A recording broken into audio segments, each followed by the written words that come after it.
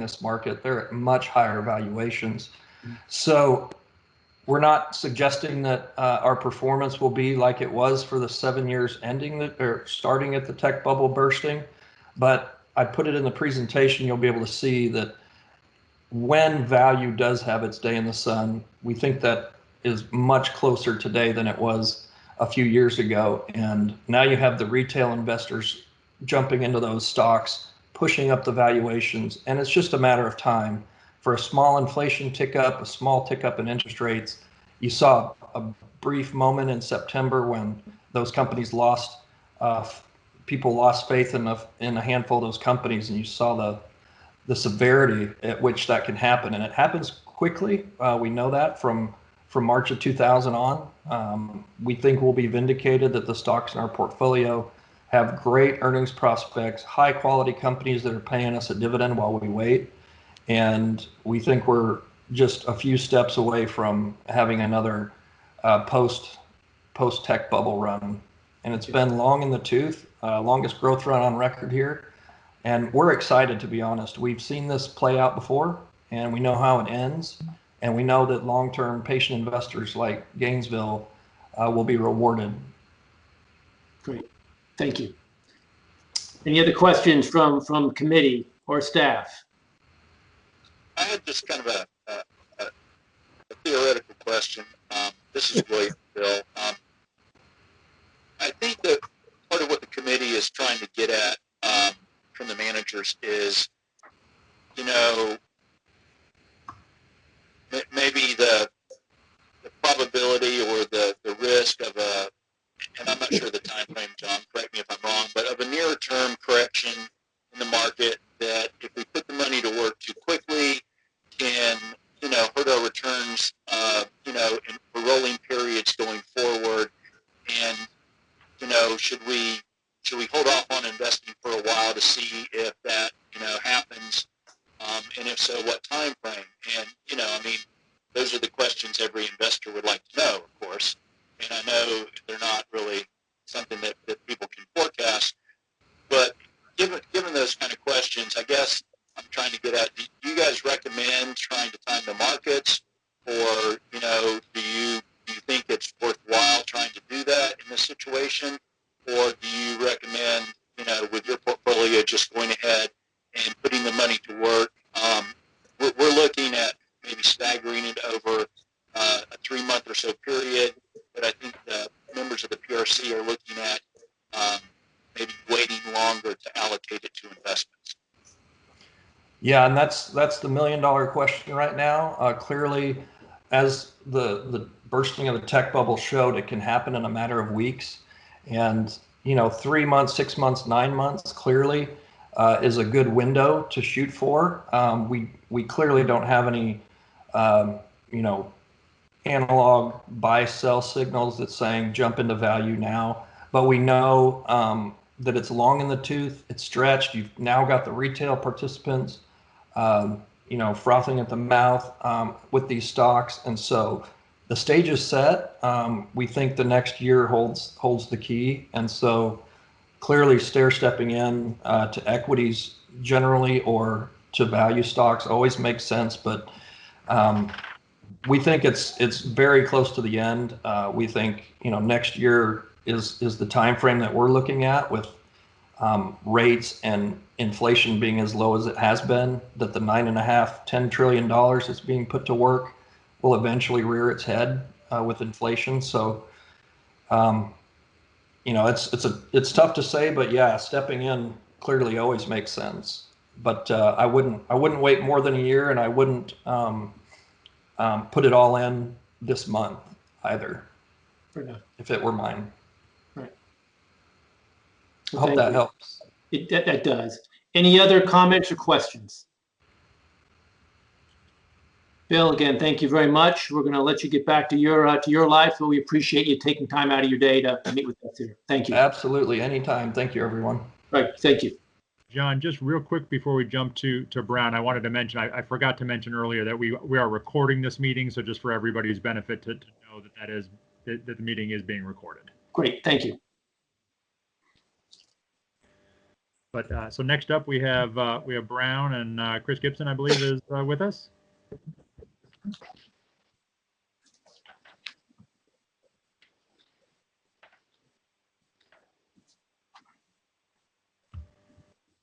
Chris, are you there? I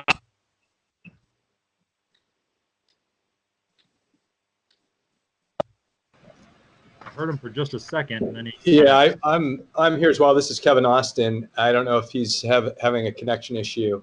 Chris, are you able to connect? If not, I'll go ahead and take the baton. The baton is yours. Yeah, thank you. I mean, I'll just go ahead and be, ask for any questions at the outset. I mean, I guess, generally speaking, I would agree with pretty much all of the comments that have been made prior to this in terms of what to do. I mean, I guess I'll just say that, there's some interesting things going on in the market. There's a couple of catalysts that are happening, to year end, the potential market disruption from the presidential election, as well as potential for a second sort of wave of COVID, could rattle the market quite a bit. That being said, fundamentals couldn't be better for certain companies out there, and the opportunity to invest in those now rather than later is probably a good thing. So I think if you were asking me the opposite of this question, should you be taking money out of the market, I would probably say no, given what's going on with the amount of liquidity that's out there, and just the ability for that to sustain what's going on in the marketplace for who knows how long is very high. So but to sprinkle it in over a number, couple of quarters to a year sounds like a very smart thing to do. We're obviously very excited about our portfolio. We've been able to keep up in this environment and not, and being well underweight the big tech that's been driving the market, as everybody's talked about, and being able to keep up with that to some extent has been, we're happy to see that. But we see a ton of potential for some of these companies where they were very attractive. There are opportunities that was very attractive before this, and it's even more attractive now. So, I'll stop there and maybe see if there's any questions. This is John. I have one. When you say attractive, it's a function of their model and their space. That they're just getting more effective at playing in that, or is it seeing weakened competition? Their competitors are basically lost and wandering, and it gives them an opportunity to take cookies from somebody else. But what's sort of the dynamic you see there? It's a combination of both. Quite honestly, it's so. I mean, if you take a company like PayPal, I think Dan Schulman, their CEO, said it best. We're not going back to cash. Nobody's going back to cash. Even when this ends, we have a vaccine. This is a one-way sort of ratchet effect in terms of the transition to electronic payments, and we're just kind of getting started globally in that. And so there's a long runway of growth for a company like that, and not just PayPal, but other fintech and payment industries. They happen to be a huge beneficiary, being one of the global leaders. But that's exciting. And then you have, more cyclical companies who are coming back online, like a Cintas that, does uniforms. That was under a ton of duress, but given, their financial strength and their ability to go after and take care of their customers when maybe some of the smaller companies couldn't do so. And so they are seeing weakened competition and able to take share in that way. And so you have, really, depending on the industry, you have, both of those dynamics going on. Great. Any other questions?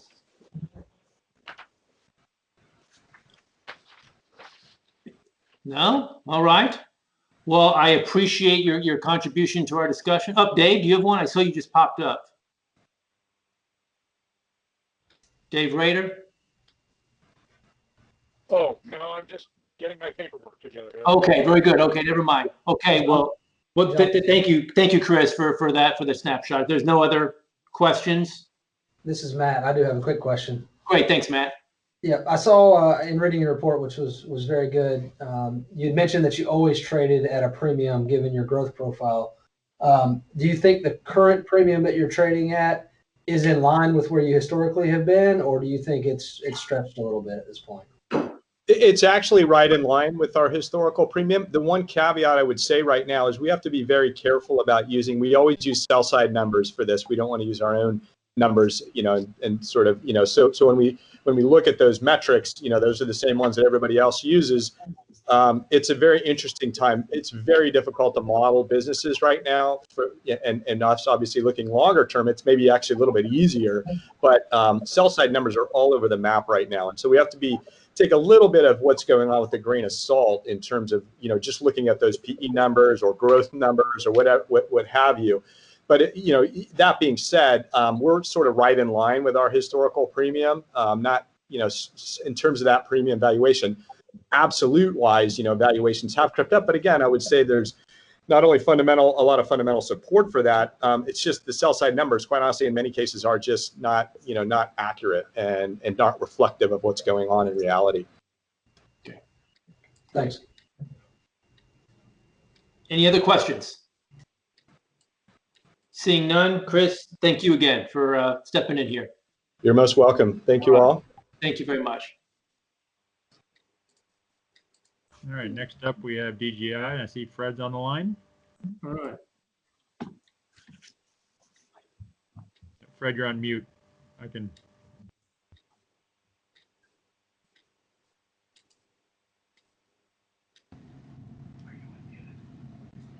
You're on mute, Fred. You're still on mute.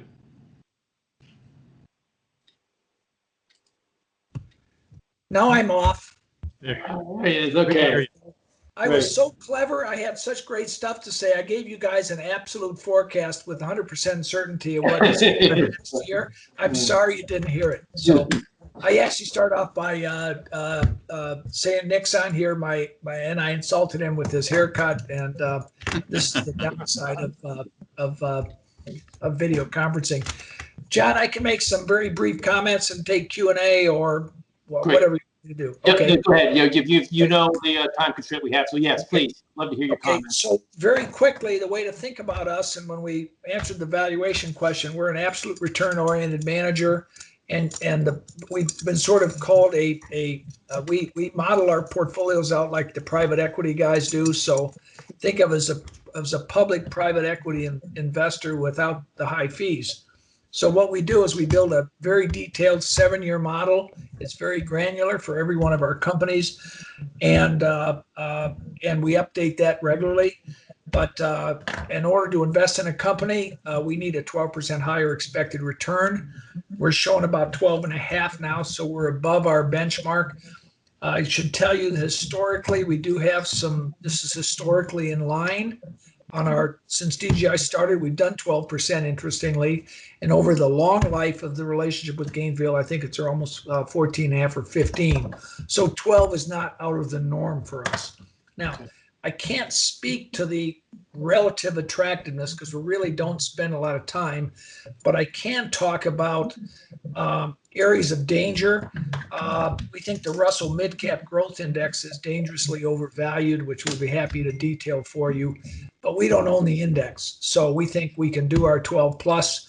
The index really is very, very expensive, and it's probably not going to do very well because inevitably that stuff corrects. The other comment that I think William brought up, which has to do with the speed of entry. Here's the truth. None of us really know what happens over the next 12 months. Who knows? It's a big capital commitment. And our suggestion is, and we don't know on the election, we don't know, we don't know. We think the economy's recovering, but who knows what the pace is.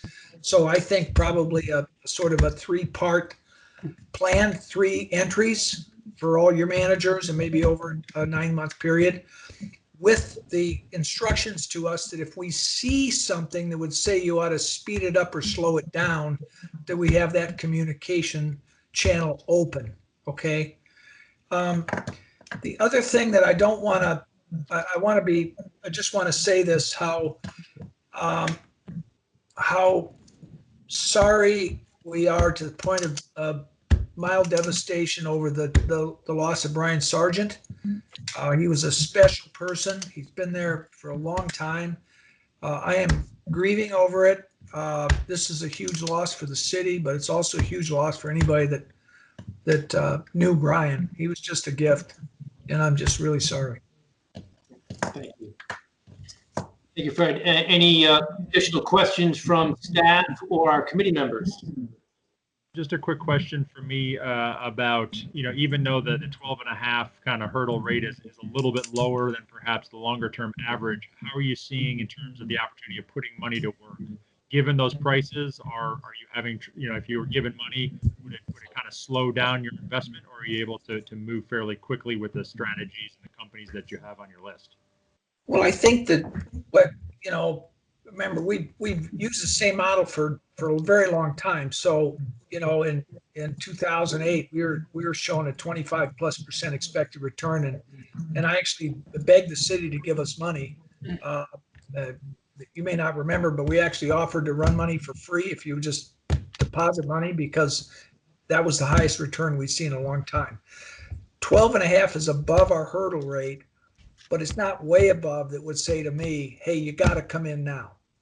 We are finding specific opportunities. We are continuing to, we have been in overdrive really since COVID hit, and we've divvied the portfolio into 3 categories. Really good business models that are neither, helped or hurt by COVID. We had a separate category of companies that were directly in the line of fire. A third category was companies where we had questions about their business model and longevity. And the fourth is direct beneficiaries of COVID. And so the bulk of our portfolio is in these sort of mid-range companies, excellent businesses. They're not hyper growth, but the stocks are well priced. We think that we're going to do some changes that'll push the expected return to 13 plus.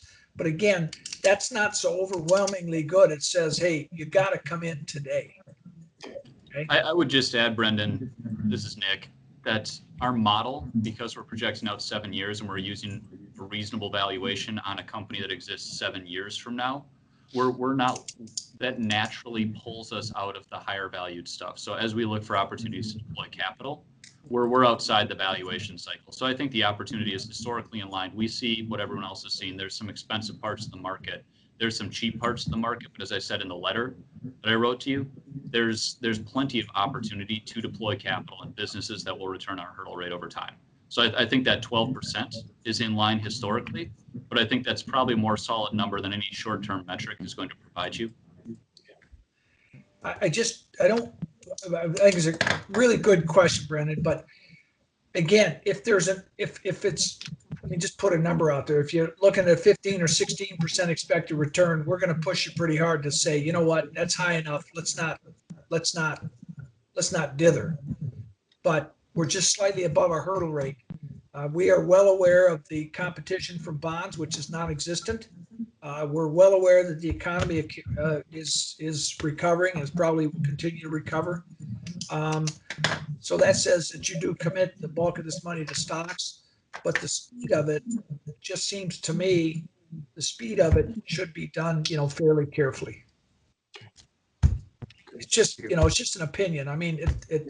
What you don't want to do is, in my opinion, it's a huge capital infusion into the portfolio. If you make not that you're gonna, but you make a cash to market decision right now, the decision over the next 12 to 24 months is very much that decision. And we think that if you want to get out of that decision and have the managers work it in carefully, it makes more sense to work it in slowly. And I might add that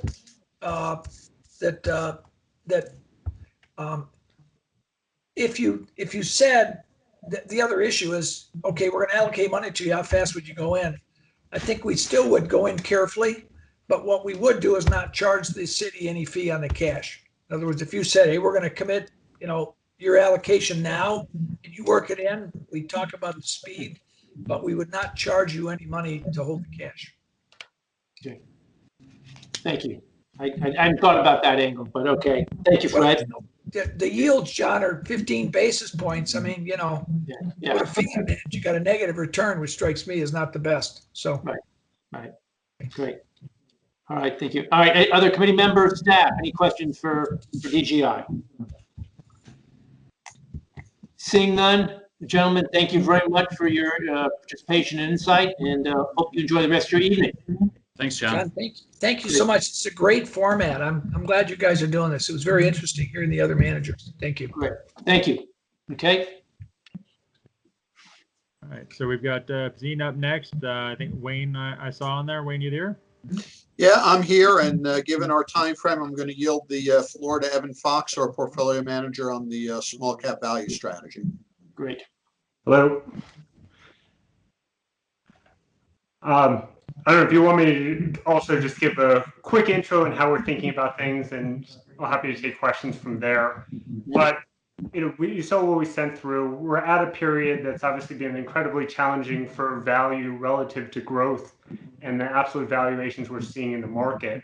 And if you look at some of the data that we've been looking at, we're at historically wide valuation spreads, some 5 standard deviations beyond the mean in terms of the dispersions between value and growth.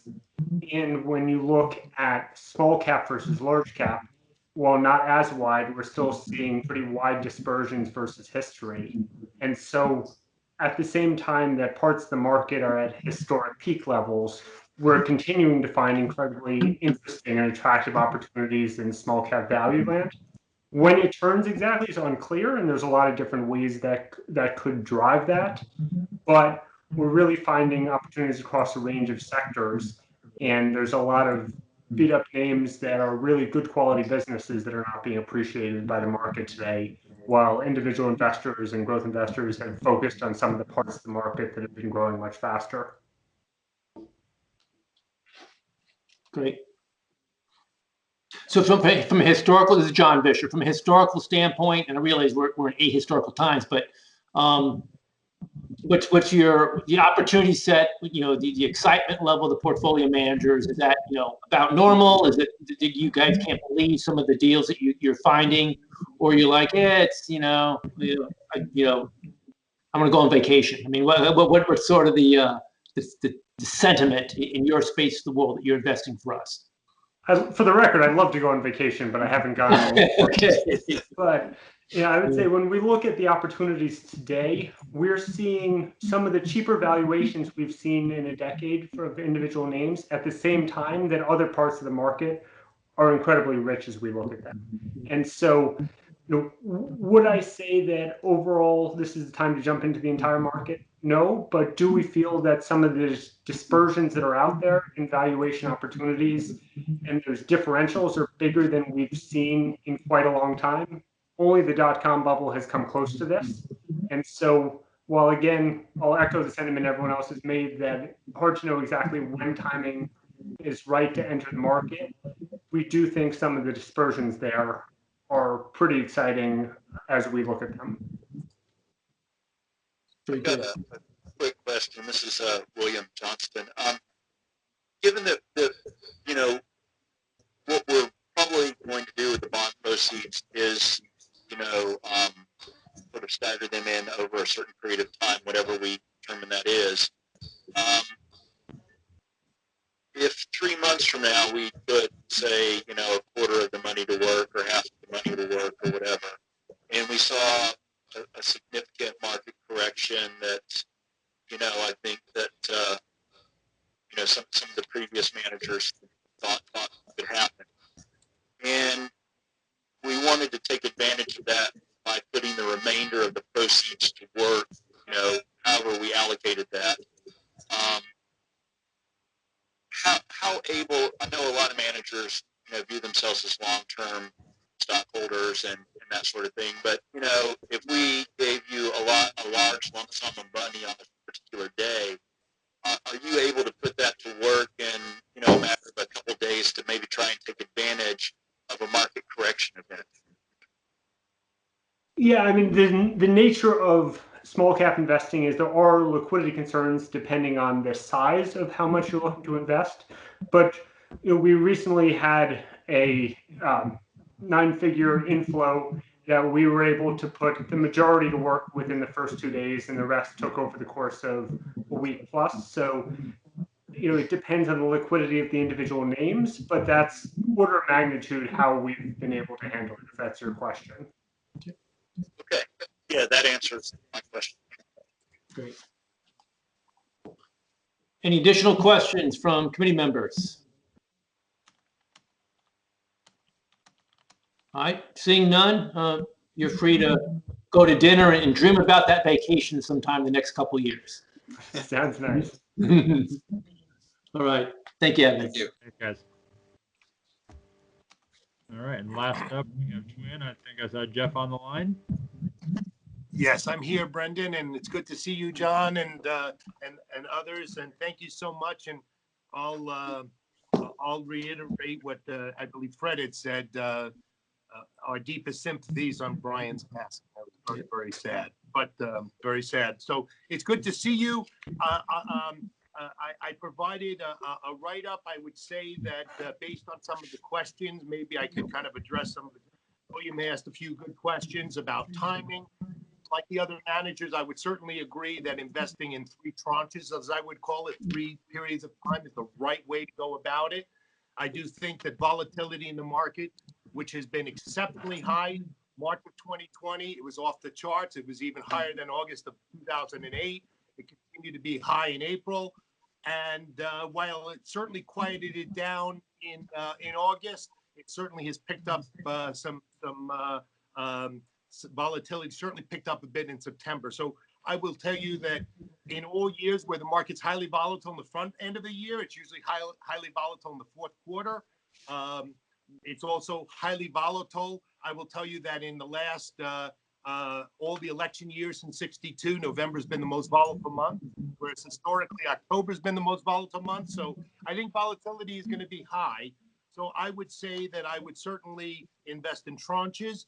I would say that in terms of portfolio and the prime portfolio, remember you have a large cap core portfolio that's roughly 50% invested in growth and 50% in value. I would say that one of the nice things about using our strategy, and I apologize, this page, this chart wasn't in here, but you remember when I was in front of the board in December, I pointed out that Twin's Prime's historical value added on a monthly basis is positive for all months. It's positive if you look at all months where the market's up more than 2%. It's positive on average for all months where the market's up 2% to down 2% or 2.5%. Biggest value added, which is more than double the average, is when the market is down. So I will say that if you're concerned about market downturns, Prime does add value on the upside and in sideways markets, but Prime really does its heaviest lifting in down markets. And I would point out that the fact that it's large cap core, the fact that we're coming off a period of extreme growth over value, we're extreme large cap over mid cap, and given our positioning, which is just a little bit tilted at the margin towards value, a little bit tilted towards mid cap stocks, I think is the right positioning. So we're very comfortable with the positioning of the Twin portfolio. And I would say from a value added perspective, in a couple of years of underperformance, I would tell you that typically Prime has reversed. Prime has done exceptionally well after periods of, say, a year or two of underperformance. And I guess the other point worth mentioning is that we charge, remember, we charge a zero-based fee. We charge strictly an incentive fee. So only if we outperform will we charge a fee on the asset. So if we are fortunate to get any additional assets, it comes at a zero fee, at least until we start outperforming on those assets. And I would say that the last thing that's really, really true about the market, and the reason I'm really excited about sitting here today, is because market breadth and concentration has gotten so narrow. I provided a chart that shows you the 5 largest names have more than doubled their weight. They're more than 25% of the market today. And historically, that's the biggest it's ever been, even bigger than it was in the late 90s. And historically, when you have companies gain in market share so much, there's usually a reversal. Certainly, the 5 largest companies have all been under scrutiny. They've all been in front of Congress in the last couple of months. If the Democrats do have a sweep, there's probably going to be some regulations and some other issues that cause the market's concentration to move from a very concentrated narrow market to a broader market. That would really help Prime. It would help, I imagine, a lot of your investment strategies on the equity side. So that's kind of what I had prepared to say. I'm happy to take any questions. I know I gave you a lot of material to go through. Yeah. Well, this is John Bishop. Let me ask you, if you were handed, I'm just going to make a large sum of money today, for your personal portfolio or your professional, would you if you were given the ability, would you layer that in over some time frame, or do you pull the trigger and dump it all today? I mean, if you were given your druthers on that, could you give me some perspective?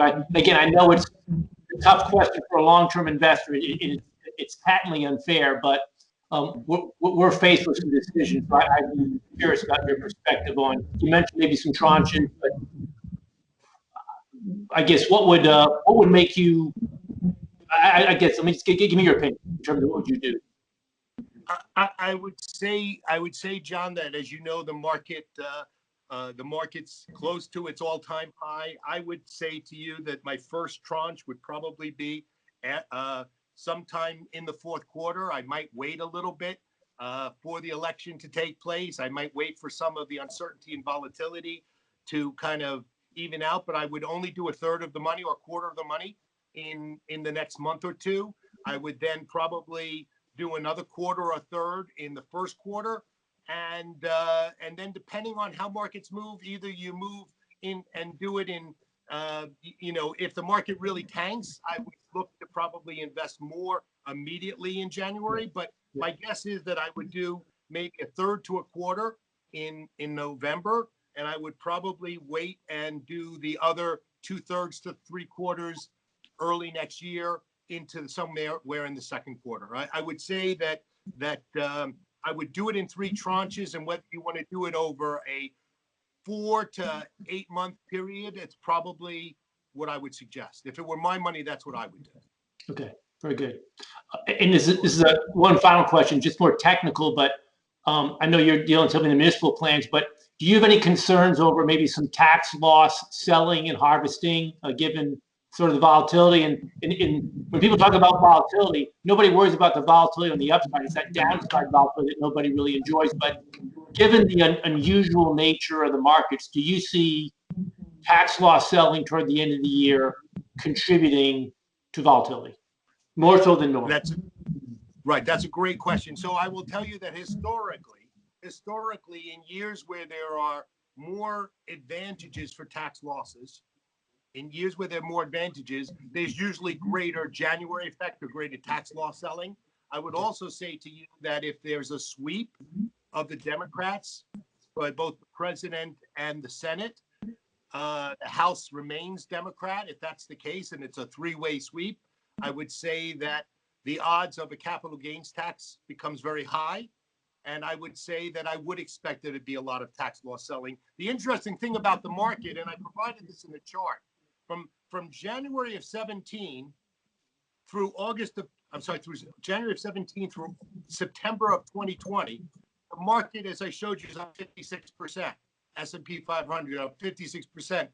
Yet 43% of the S&P 500 companies have actually declined in value in that 3.5 year, almost 3 3/4 year period. So there's a lot of tax loss selling out there, opportunities. And I would say that, yes, I do think that if the Democrats sweep, tax loss selling will add more volatility, John, and will add greater opportunity. The good news is it's going to broaden the market. It's going to broaden the market because one of the things that's going to happen is people are sitting on these huge paper gains on the 5 largest names, the 6 largest names, the FAN mag stocks. You're sitting on huge gains. And if you decide to hold it to next year, if you think that all of a sudden your tax rate is going to go from 23.5% up to 40%, you likely will scale back some of that large cap stock holding. So I do think that I'm actually like to see that. I'd like to see, because that will also cause the yin to move to the yang, because the outperformers will have some selling pressure. And the ones that actually are sold at losses will be used to offset it. So I do think there's going to be a lot of volatility and a lot more opportunity, especially for a core strategy. That's one advantage we have versus being just on one side of the market. You're sitting on all gains. In our portfolio, we have some stocks that have really huge gains and some at significant losses. Obviously, for all the pension plans we manage, like you're tax exempt, you really don't care about taxes, but you do care about the impact of volatility. And that's why a core strategy may make some sense because it kind of protects you. You're 50% on the value side. Those stocks are basically lost. You're 50% on the growth side, of which a subset of those stocks have really taken off. So there might be some selling up there because people are worried that the stocks that have gone up so much are going to get taxed higher in the future. And simultaneously, you'll look to probably offset some of those gains with some losses, which you clearly have on the value side. So I hope that helps answer your question, Don. It does. Thank you. Any other Sure, my questions pleasure. from committee members or staff? Seeing none, you're free to go have dinner. So thank you very much for joining us today. Thank you. I'm not going to have dinner yet. I'll still be working, but thank you very much. All right. Very good. Good to see everyone. Thank you. Bye-bye.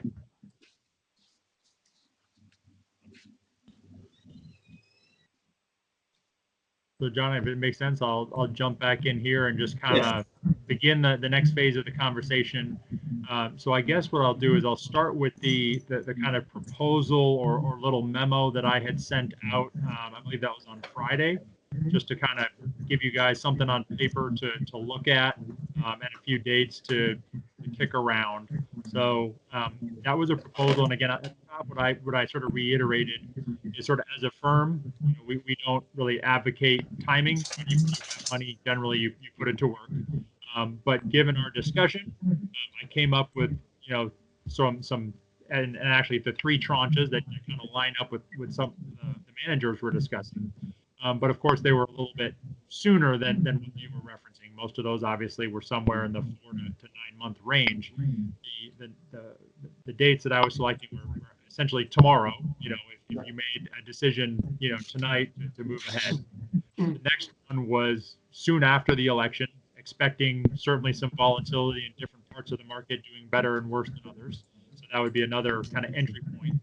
And then the third one would be kind of after the first of the year.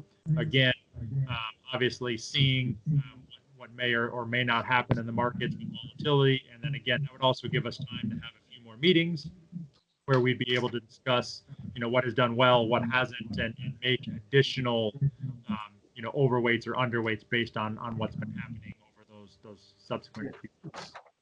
Right. Well, great. Well, this is John. Let me just start with a perspective. And one, Brendan, thank you very much. I was hoping for some insight from the managers. I got a lot more perspective than I expected. It went a lot better than I was thinking. I was afraid it was going to be more of a talking point, but it was good. So thank you. It gave me some nuance. I'll say this, and I'm not imaginative enough. But one thing that kind of struck me, and maybe it's not surprising, Fred Martin's comment of, hey, and I'm thinking maybe for the whole portfolio as an option. Maybe we allocate to our managers, say, look, we want you to hold it, in cash, and then you guys deploy it over the next, we'll give some time frame. In some ways, that puts the onus on the managers if they would do it, because if their performance stinks because they move too quickly or they don't move quickly enough, that kind of puts a lot of pressure on them to do the right thing. Because if they screw it up, obviously that's going to hurt their performance. Maybe we don't like them as much. I have no idea whether other managers would be willing to do that, but I'm not even sure whether that's the proper way to proceed. But that was an interesting thought that really occurred to me. But before, and I've talked to William, I've talked to Cynthia, I've talked to Mark Benton, I've talked to you, of course, and I've been trying to take everyone's collective perspective and insight and preference in this. And obviously, the PRC is purely an advisory board. And so our goal, looking at the city charter, is basically to assist the city commission in carrying out its fiduciary responsibility as the board of trustees of the city's pension funds by acting as an advisory committee on investment matters and board referrals. The committee should also review investment policies and investment manager performance. So the only reason anyone has paid attention to us over the last 20 or 30 years is because we've had good professionals that have worked collectively and collegially with the city staff to bring the best ideas to the trustees, who then are ultimately responsible for making decisions for the pension. And so my sense is there is a difference of opinion may be larger than we've had in the past. So I think we'll still all be collegial, but I would like to get a sense from the other board members now, just in terms of their time horizons. And I appreciate, Brendan, you putting something on the table for us to chew on. I don't think it's a big leap from the discussions I had with city staff and others that the city would like to move quicker rather than later. And it's my impression that the committee, and I'll speak for myself, I'd rather go slower than quicker. So let me just, if you don't mind, just a quick poll of our committee to see where we are, and then we can open up the discussion. So let me start. Well, Matt, you're the rookie on the board, so I'm going to start with you first. What's your general perception at this point in time, based on what you heard today and have know professionally? Sure, absolutely. I certainly would be a proponent of a longer runway here. Whether that ends up being 9 months, 12 months, 18, we can obviously hone in on something that it works for everyone. But I certainly would be very cautious to do it within a 3 to 4 month time frame. More importantly, I think your point about allocating some money to the managers and leaving it at their discretion, I think it's very viable. I think about that, and even in my own profession, is clients allocate money to us, and we make the decisions on when to invest it. So, putting some of that onus on some of these managers could be worthwhile. I don't want to use that to derail the conversation we're having today, but that may be something we consider at some point, or at least talk about. And then the third thing I want to just ask real quick is dealing with the fixed income portion of this portfolio. I think that certainly is a significant red flag when allocating some money to fixed income. Not to say we don't do that, but I think we need to be very cautious and cognizant of what we're doing there, because certainly I don't think the fixed income market, as a few of these managers said, looks very attractive going forward. So I was just curious if anybody had any comments around that portion of the portfolio. Yeah, Matt, I'll jump in. That's a very good point. I should have mentioned it earlier. This was something that did come up briefly in our call a few weeks ago. But now what that allocation does, and it's approximately $11 million in the proposal, it gets us up to $30 million, which is the kind of rough estimate of a year of cash flow from the fund.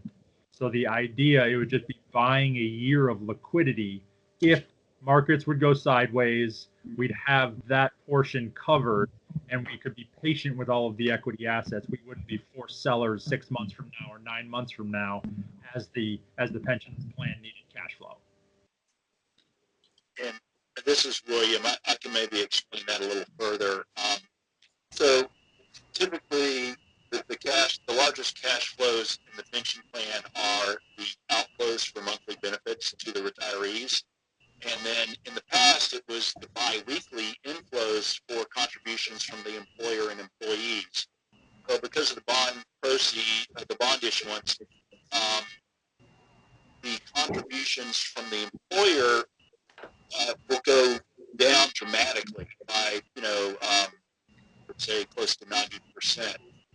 That's because, a large piece of those contributions were for the plan's unfunded actuarial liability, which the bond proceeds basically wipe 95% out. That was the whole intention of the bond proceeds, was to buy down the unfunded actuarial liability.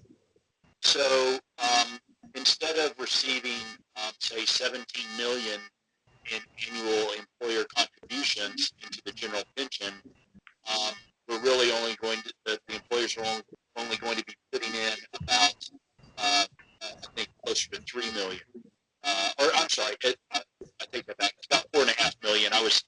There's a split between general government and GRU, and sometimes I forget to include GRU, which is actually the larger piece of that. But because of that, our monthly outflow is going to be a lot greater, but we're going to have more assets at work being invested. So in the past, at the end of each fiscal year, in order to keep our internal cash balance for the pension plans positive, we would withdraw about $15 million, between 12 and 50 million, depending on the year, to bring those cash balances positive. We allow them to go negative during the year so the money can stay invested.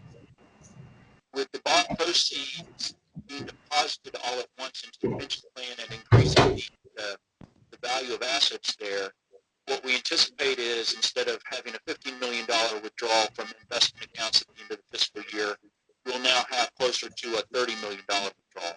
And that's where we get the $30 million number from.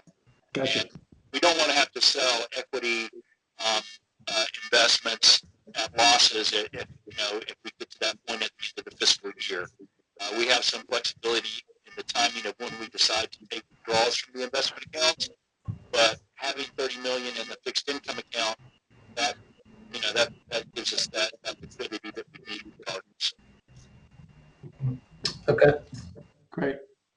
William, this is John. I want to get Dave Rader up next, but I like that pooling effect. I think that's, and I appreciate you explaining that in some detail. I think that makes sense, and you actually answered some questions about the change in cash flow. So I appreciate that. Dave, just a simple poll with your sort of preference, given your background. I mean, I think you're sitting on one plan that's got overseas $3.8 billion.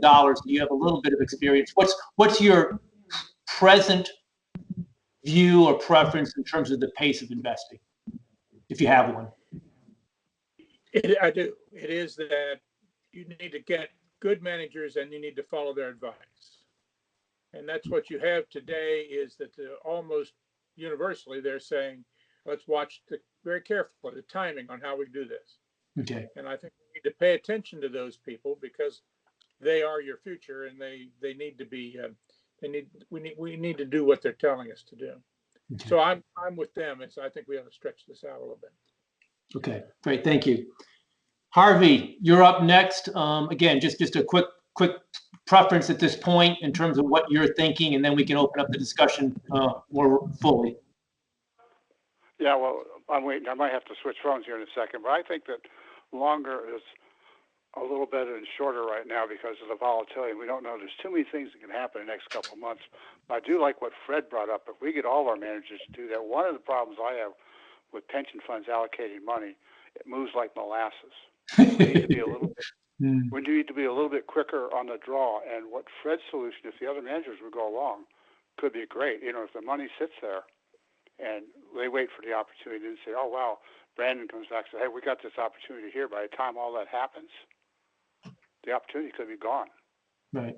And that's kind of how I feel about it. But I think that for the next few months, we just kind of hang loose and see what's happening. Okay. Well, then it's I think my perception based on conversation was accurate. Let's again, we have an IPS, and I do agree, having been off and on the board for almost 2 decades, our nimbleness as an organization, just by structure, is we're not. So I think having either staff or the PRC or the trustees try to tactically move money in and out, it's a challenge. So I think we need to find if we're going to do this, and I'm in favor of slowing the process down some, but let's find a structure that would allow us to take what we hope is if we slow it down, that there's a correction and that we have the opportunity to put the money to work very similar to what we had back in 2003. And when I went back through my notes and I said, what's sort of the difference between now and 2003 when we did the last pension obligation fund? And because at that time, I think that there was a consensus, and I know there was a consensus between the PRC staff in our recommendation to the trustee. We had low interest rates comparatively, and we also had the advantage of pretty low valuations, and the pension obligation bond worked beautifully back in 2003. The difference today is appears to be a difference of opinion between staff and PRC.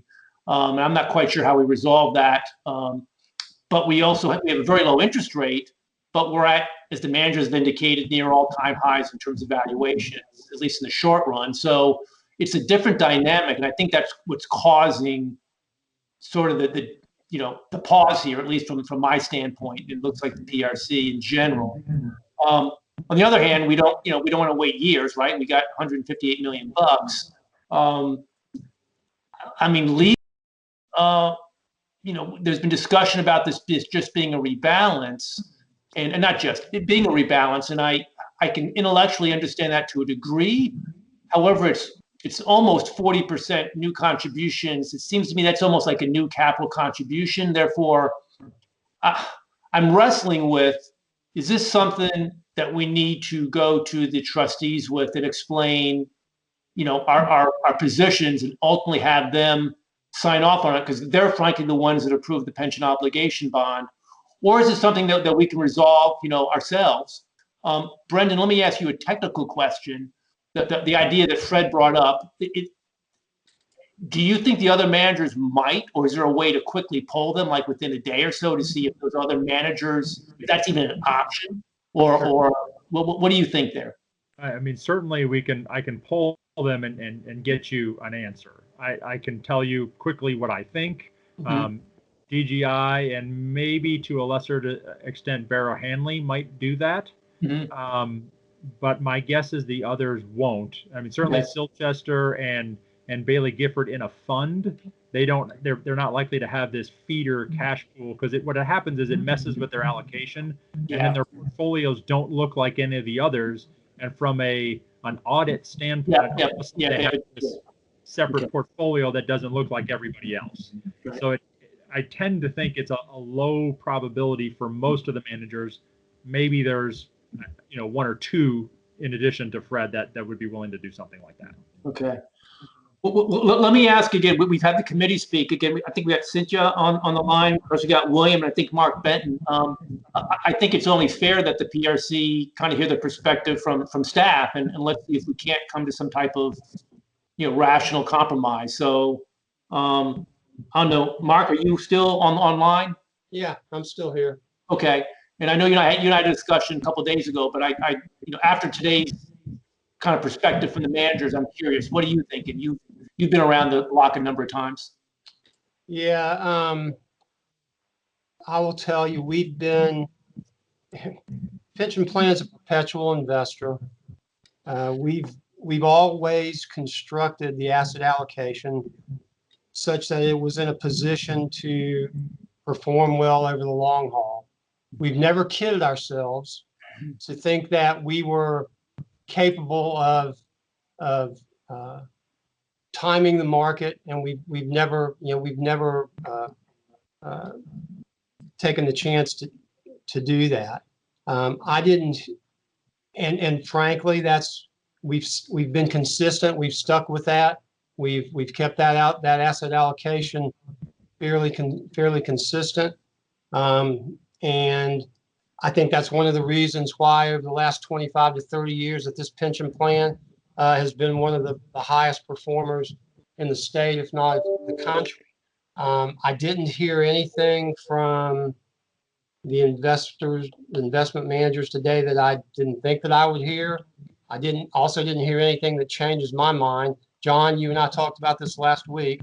I believe I've looked at what Brendan put together. I think it's a perfectly reasonable schedule. If it were left up to me, if it was my decision, I'd move the money in right away. I would not go to you or anybody else and say, you know what, I think I know where the market's moving. I think that the valuations are high right now also, but I've been waiting for a market correction for 4 to 5 years. I'm not comfortable changing the long-term approach that's worked for us. Like I said, the last 25 or 30 years, I'm for putting the money in and putting it to play. And as far as your comment about going to the trustees and this being 40% of the portfolio value, it was much higher than 40% back in 2003. The decision was made at this level, and we moved forward. And I feel the same way. I feel the same way today. Okay.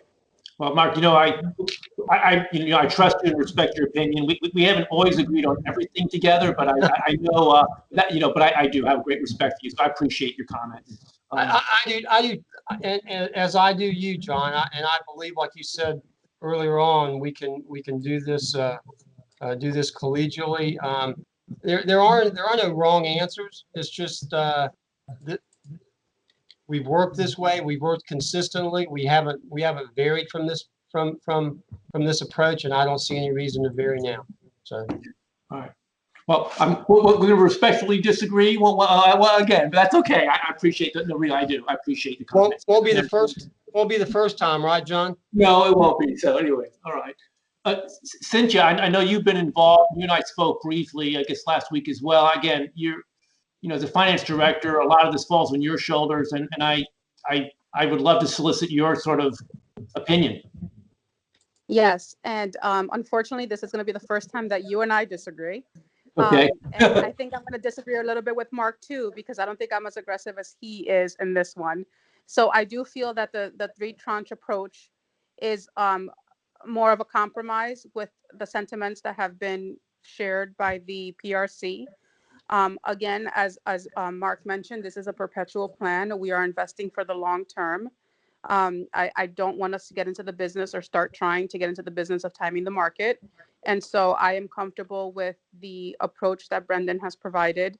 I think that it may not feel this way, but I do think that this is a good compromise, and it allows us to enter the market at three different points with the proceeds that we have on hand. And I think that will, I mean, obviously we don't know what the market's going to do, but I think it's a good compromise. And I know that it's not what most of us want to hear on this call, but that's sort of what my feelings are at this point.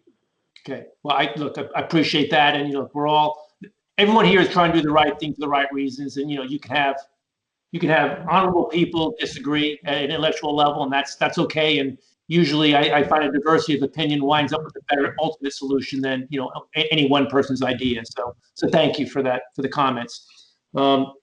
So as probably everyone that's on this call has heard me say, my biggest concern, and it's called a fear, and it may be warranted, it may not, is actuarially, if we take it on the chin in the next first year, 18 months, we have a substantial loss after the money goes in, it diminishes dramatically the positive impact of the pension obligation funding.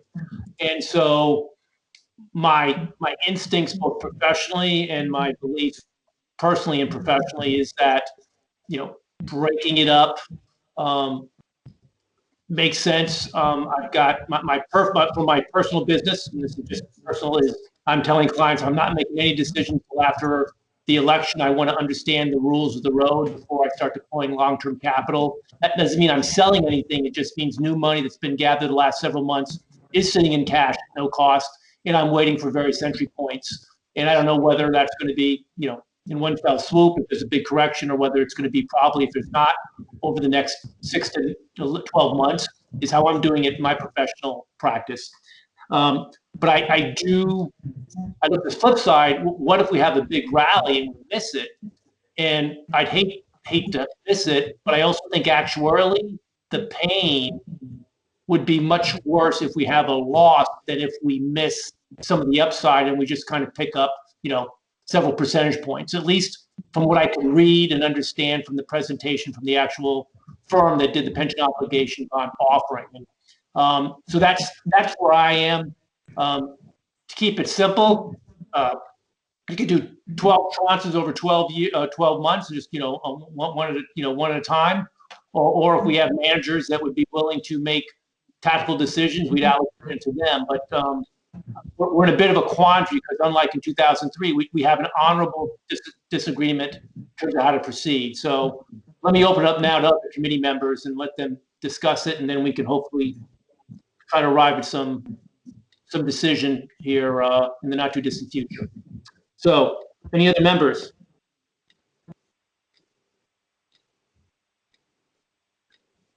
Well, I think we've made our position fairly clear. Yeah. Frankly, I don't know how you go against the advice of such senior people and such experienced people. Mm-hmm.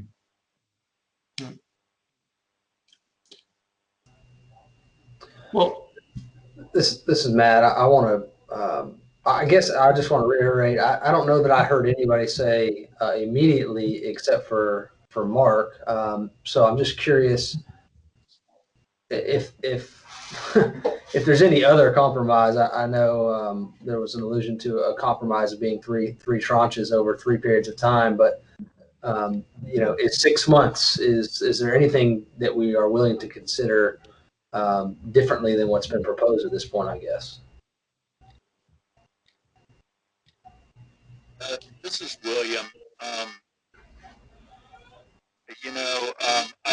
did want to comment on that, as well as the timing of the proposal that I worked with ANCO on putting together, as far as the timing and the amounts for the 3 tranches.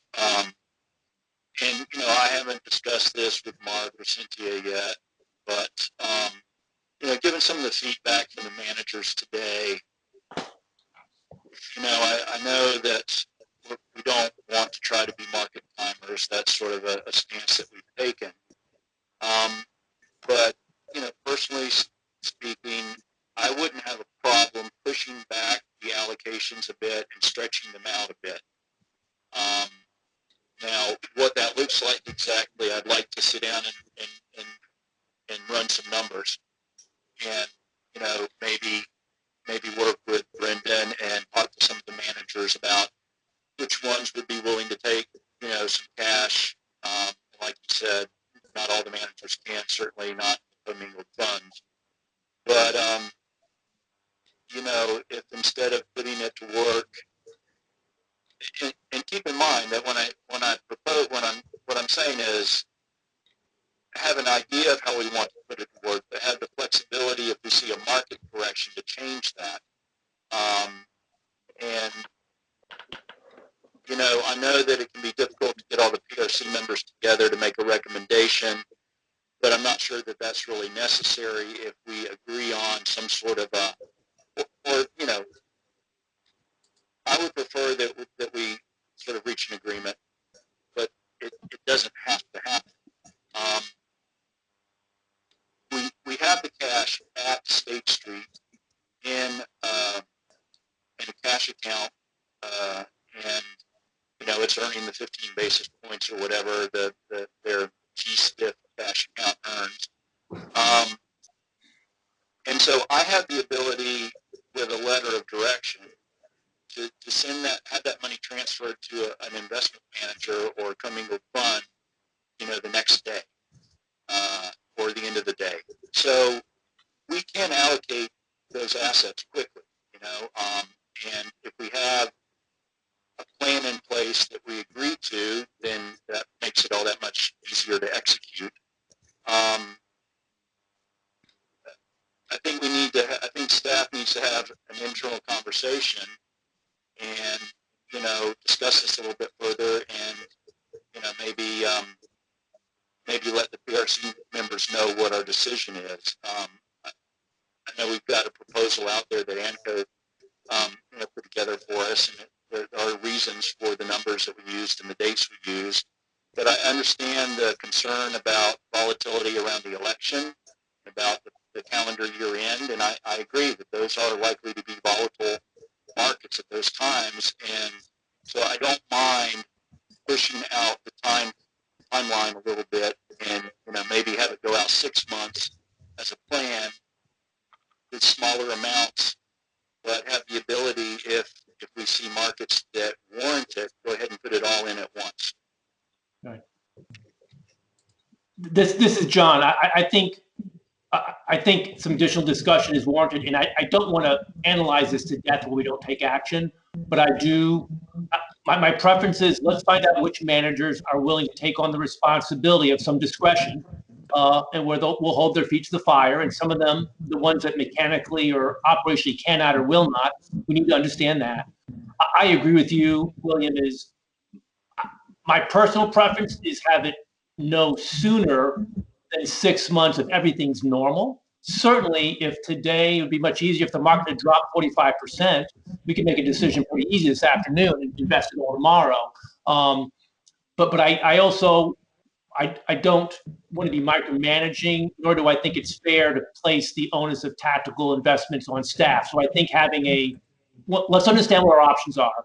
Let's then come together with the time frame and some type of metric where if the market drops, or a specific portion of the market where our managers play drops X amount, I'm thinking 10, 15%, then that's a green light to go ahead and deploy. But I think that we have to have some set targets that if there's a disruption, we can move very quickly and take advantage of it, And if we're just in a trading range for 6 to 9 months, that we just kind of feed it in over time over some series of tranches. So if you're willing to kind of, let's figure out which managers are willing to maybe take cash and feed it in themselves, or they kind of babysit themselves, and which managers we have to have a more hands-on approach. I think figuring out the time horizon and then the decision formula is how we can proceed. And then once we've agreed, then we just kind of goes into place. We don't have to be talking every day to make a decision. So I also do want to remind everyone that we do have a cash requirement in our investment policy, right? That we can't carry over a certain amount of cash. Right. That the investment policy range is from 0 to 10%. Correct. Okay, so we just have to be cognizant of that as we move forward. Right.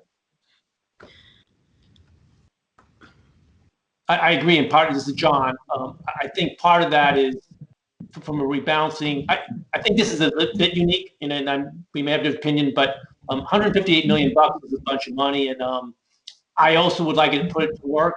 My preference is to put it to work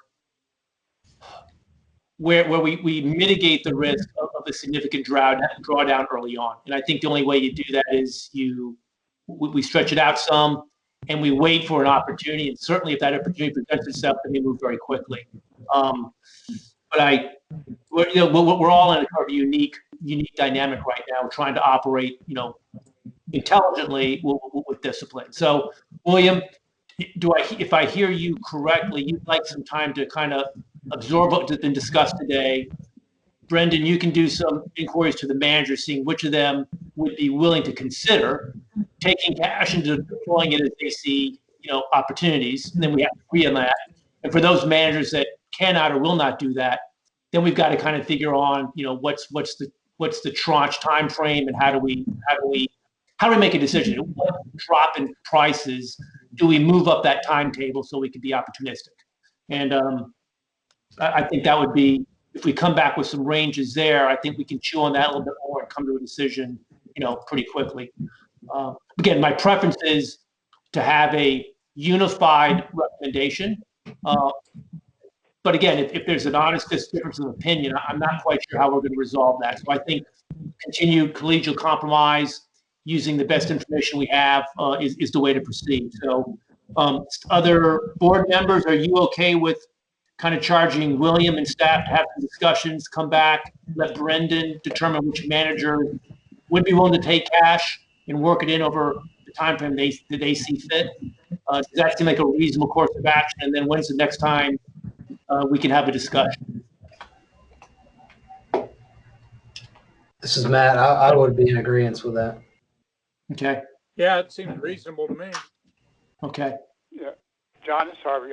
I'm in agreement with that. I mean, we're going to be constrained by our asset allocation guidelines anyway, and I think that 6 months might be a more reasonable amount of time rather than 3, because that seems like it's more of taking the timing element out of it, even though we have the latitude to do a little bit of that. It's right. More like, investing over time. And I can't put my thumb on the firm right now. Thank you. Well, one perspective, it's just conceptual, is, and William, I appreciate the information you shared about, we basically have the city has pre-funded the contributions they otherwise would have made on a systematic basis with the pension obligation bond. Obviously, that makes sense. But in some ways, what we were doing previously with the city contributions is we're making systematic dollar cost averaging contributions based on the old funding formula. And so in some ways, if we use some of the pension obligation money and dollar cost averaging, over 6 months, if that's a reasonable time frame, we're kind of just accelerating a little bit that would have happened anyways in the old funding scenario. So that's just a conceptual viewpoint. I do like the idea of having some dry powder in the bond market, in case we need to access that. That's always been a big benefit. But William, let me ask you this: from a meeting standpoint, the notification, when do we need to get back together again? And I'd rather get it back as quickly as possible and get this, hopefully get an agreement and move forward with a plan. What's your thoughts, given your commitments? You know, we can meet sometime next week. The clerk's office advertises the following week's meetings on Friday. I need to submit a notice of the meeting on Thursday afternoon, which I can do that by Thursday afternoon easily. Okay. And then I'm not sure about how set in stone their requirement for an agenda to be submitted 5 days in advance is. I did it for the last meeting, but I don't think it had been done for prior meetings. But Okay. you know, if we're following their rules, I need to submit an agenda 5 days in advance of the meeting. Okay. So if I get an agenda submitted and we get some time frames next week, you know, we could probably meet sometime after next Tuesday or Wednesday, depending on how quickly we get it done. Great. My schedule next week is mercifully slightly scheduled, so I'm going to be flexible. Will other members? So let's do this. Let's put the 5-day notice in, William, and then let's get that clock ticking, and then we can work on trying to get everybody together as quickly as we can. And you can then provide us some additional. We'll have some more information, and hopefully we can come to a collegial decision next week. And maybe we can get William a better microphone. Yeah. Okay. So I'm sorry. Is my microphone too loud or too quiet? It's like I can't hear you. scratches. Your microphone isn't working. Okay. Is that any better? Say that again, William. I asked if that was any better, but obviously it's not. Actually, it improved a little bit. So maybe my microphone was just too far away, but it is made in China. So Okay. All right. Well, we'll see what we can do. Maybe I'll even get a camera. okay. All right. Very good. All right. Well, great. Well, look, I appreciate everybody's participation. I know everybody on this call is very busy. You have a lot of commitments. And let me just say, I just appreciate everybody's, participation and so forth. I'm sorry that Chris is no longer going to be with us. He submitted his resignation, as probably many people are aware, and he chose to divert his time elsewhere. So we'll have an opening on the board if you know anyone good. But let's go ahead and get this allocation and pension funding timeframe nailed down. William, the ball's in your court in terms of the timing. And certainly if you or Brendan, if you need to talk to me about anything, you're welcome. Before I close the meeting, are there any other comments, questions, or observations that anybody would like to contribute? Seeing none, I'm going to make a motion. It's been a great meeting. We've actually I think this has been a great meeting. We've actually come much closer together here. And I think that's a great move. And I appreciate everybody's efforts. Well, thank you very much. Very good. Well, then I'll entertain a motion to close the meeting. So moved. Motion. Get a motion and a second. All in favor, please say aye. Aye. All right. Meeting is closed. Thank you, everybody. We'll follow up next week. Okay. Thank you.